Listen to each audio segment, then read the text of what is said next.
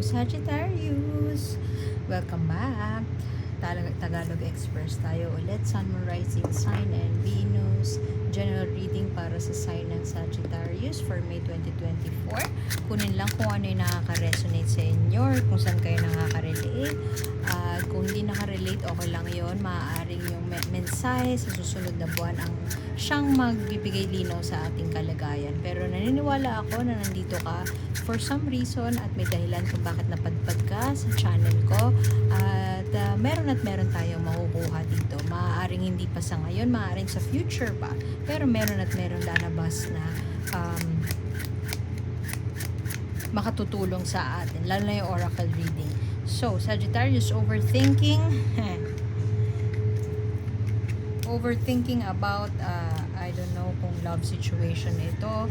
O overthinking about where to spend money, how to make more money.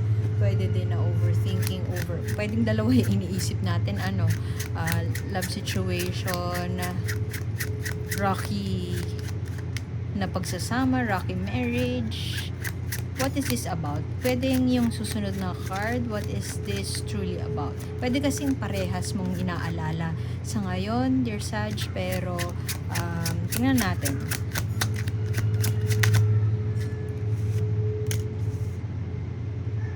Meron kang gustong i-pursue, pero feeling ko wala siyang kinalaman sa career or sa pera, kaperahan, at wala din kinalaman dun sa love situation. Totally different. Pwedeng passion project, pwedeng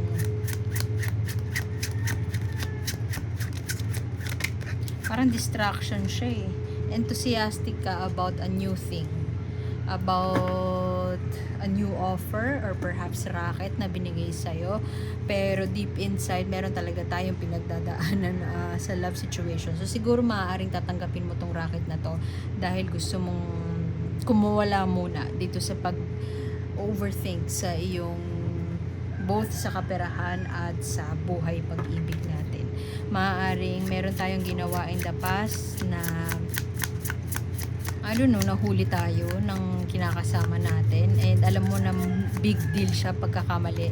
So maaaring yung ino-overthink mo ngayon ay kung paano makakabawi dun sa tao na nasaktan mo. Maaaring you're dealing with Cancer, Scorpio, or Pisces. Very emotionally mature, emotionally intelligent. So, pinagsisisihan mo na bakit mo ginawa yun.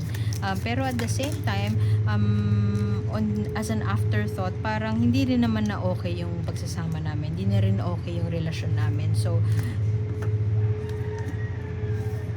I hate to say it sa cross-watcher, pero parang naging best excuse yun para mapag-usapan na finally yung issue sa relationship.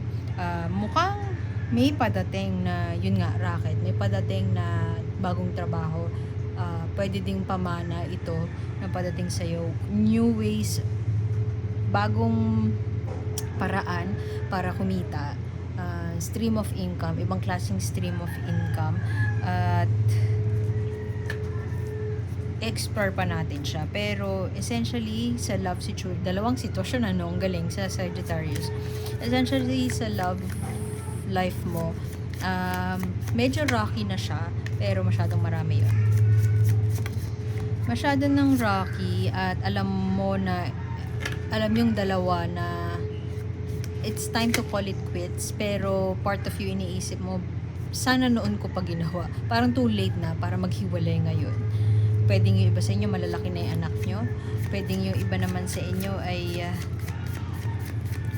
wala na lang malandaman, indifferent na and apathetic na. So wala nang need para i-formalize pa siya. So kung ano man yung distractions na dumadating sa'yo, you're willing to take it. Pero at the same time, napapaisip ka, bakit parang ang daming dumadating na blessings? Siguro ang daming distractions. So, hindi mo fully mai-commit yung sarili mo para pag-usapan pa yung issues sa love or sa love life. Hindi ka rin kinakausap siguro ng partner mo. So, you're just staying for the ride sige, go lang ng go, kahit pa apat indifferent na tayo sa isa't isa. Pero itong tao na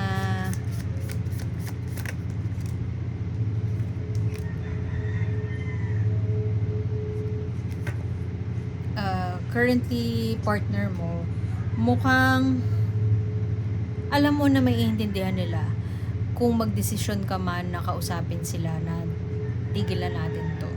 Alam mo na maiintindihan nila kung saan ka nanggagaling.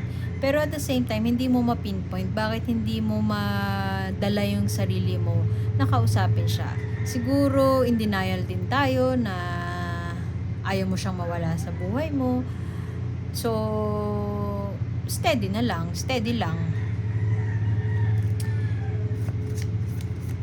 Pwedeng hindi ka kinakausap or pwede ding tinatarayan ka niya. Every time na i-open mo, sorry, marami yun. Tingnan nga natin yung ano, ang maraming cards na lumalabas. Tingnan natin yung ilalim ng deck. Uy!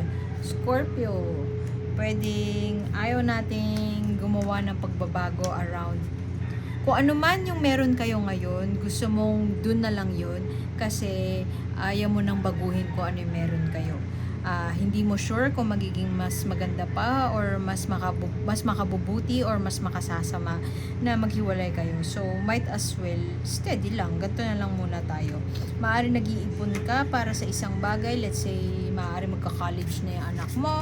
Pwede din na may pinag-iipunan ka. Pero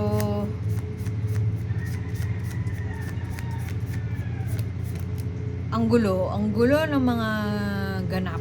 So, maaaring doon nanggagaling. Kasi ano to alam mo yung hindi ka na makatulog. Ano to si Electra? Oedipus. Yung, kung di ako nagkakamali, Greek ba? Mythology siya. And kasi hindi siya dapat nabuntis hari. So parang in-exile nila yung anak. Somewhere down the road namatay yung hari, tapos siya yung naging ruler. Tapos nagkaanak siya dun sa may battle, may trial. Siya yung nagwagi. Kung sino yung magwawagi dun, pakakasalan yung queen. Hindi niya alam na yung queen na yun yung nanay niya.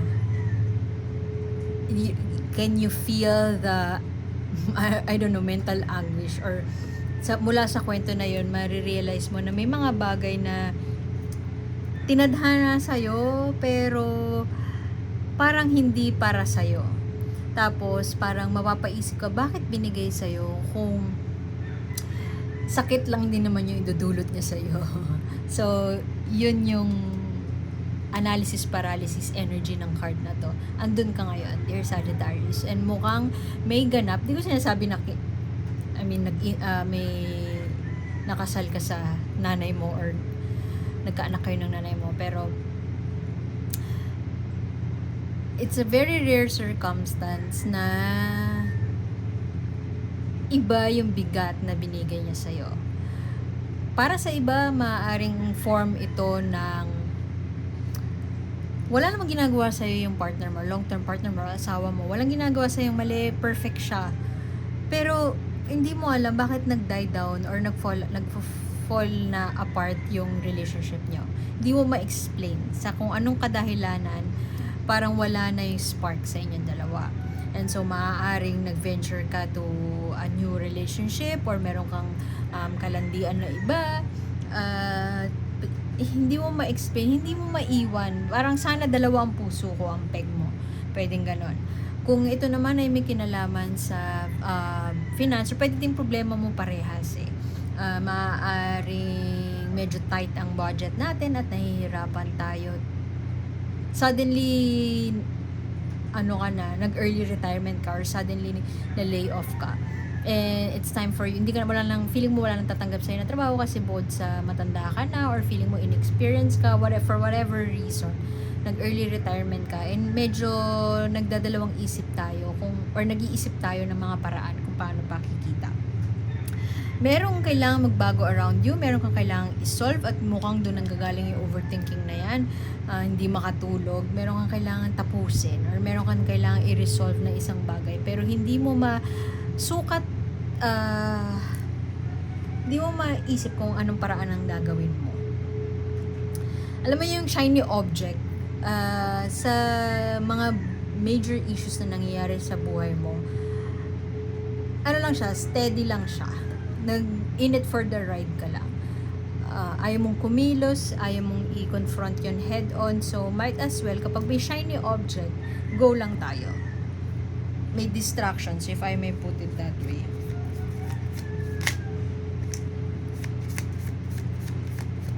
Judgment pa, ang under ng world card. Meron tayong, yun nga, may kailangan baguhin. Kailangan nang mag-move on sa next chapter. Pero hindi ka ma-move on. Siguro kasi napapangunahan ng doubt sa sarili or ano kaya mangyayari kapag ganito yung ginawa ko? Ano kaya i-react niya pag sinabi kong ganito? Na upapangunahan nun. Kaya parang okay na siguro to, dito na lang ako. Kaysa gumawa ako ng isang bagay tas pagsisisihan ko din after. So might as well, wag na lang ako kumilos, wala na lang akong gagawin.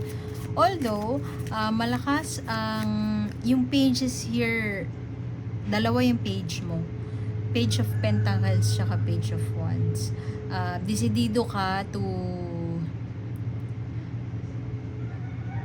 ayaw ko mag-ipon or magsimula ng isang bagay, let's say project, para lang siguro yung primary, yung top of mind reason mo is para ma-distract ka.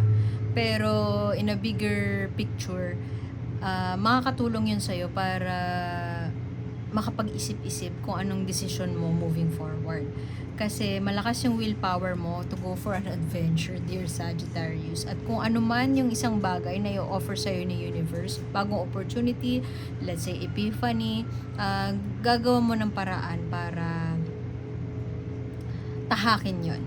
Alam mo yun, hindi ka gagawa ng action on your own, pero pag merong binigay sa'yo na isang bagay na spark or whatever, epiphany, or biglang nagising ka na realize mo ganto ganyan, pag in-offer yun sa'yo ng universe, gagawin mo ang lahat para i-take yun. So kung temptation yun, you will take a bite dun sa apple and take it from there. Mas gusto mo siguro na doon ang ganun ang mangyari kaysa yung ikaw mismo ang gumawa ng paraan para tapusin ang mga kailangan mong tapusin. Halimbawa, closure. Alam mo, kailangan mo ng closure, pero on the other hand, iniisip mo parang, hindi ko naman yata kailangan yon. Hindi ka gagawa independently. Hindi ka kikilos on your own. Which is not a bad thing naman. It's just so, nagiging bad lang siya yung hindi pagkilos kasi nga, hindi ka na makatulog. Nahirapan ka na makatulog. Nahirapan tayong i-address yung mga bagay na dapat nating i-address. Maaaring dahil doon, ayaw nating gawan ng paraan. Ayun, stagnant na lang. Indifferent na tayo sa mga bagay-bagay. Pero feeling ko, merong darating sa'yo na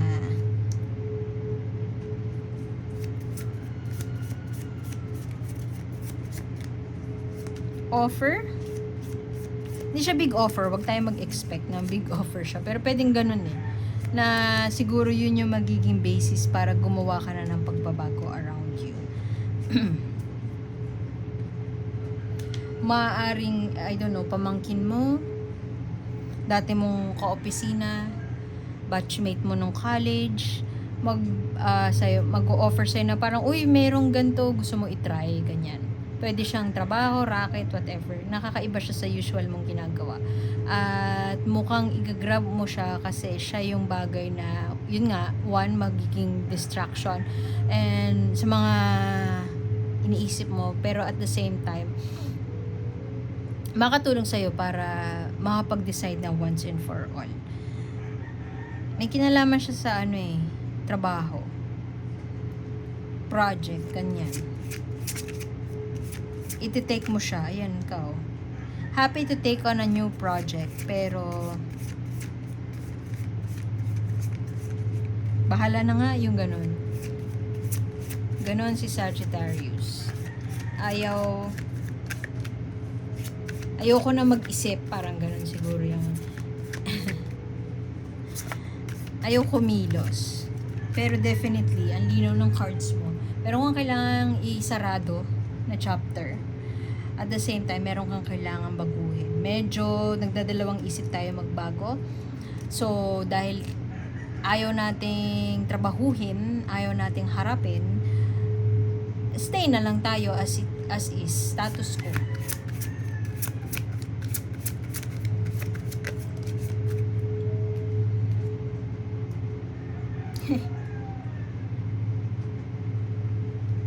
Curiosity. Mind your own business ang point nito. Pero, tingin ko as it relates to your reading, ang gusto sabihin sa'yo ni universe, if there's something na offer to you, something new, it pays to be curious. Okay lang na maging curious about that. Pero, be mindful na wag maging overboard at lalo na kapag may kinalaman ito sa buhay ng ibang tao. So, scale back when necessary, pero curiosity is a healthy thing. Pipik siya doon sa palda ng ano. So, kung meron isang bagay na nag-spark ng enthusiasm in you, katulad nito, ito yan, yung energy na yan, go for it. Siguro naman, matanda ka na enough para mag-retreat or mag-move back or mag-scale back kung OA na yung OA na yung mga napipick up mo, na pupulot mong information. Pwede kasi yung racket na ibigay sa'yo is something na unethical or basta merong hindi magandang gagawin na labag sa kalooban mo. So, kung merong bagay na labag sa kalooban mo, okay naman maging adventurous, pero kung makakasakit na tayo sa ibang tao at meron na tayong gagawin na magbe-breach ng privacy ng iba, might as well scale back. So, step back, layo muna sa ganun. Anyway, iwan ko na yun doon. Sagittarius, salamat sa pagbisita at sana makita ko kayo ulit next time. My name is A and see you soon. Bye!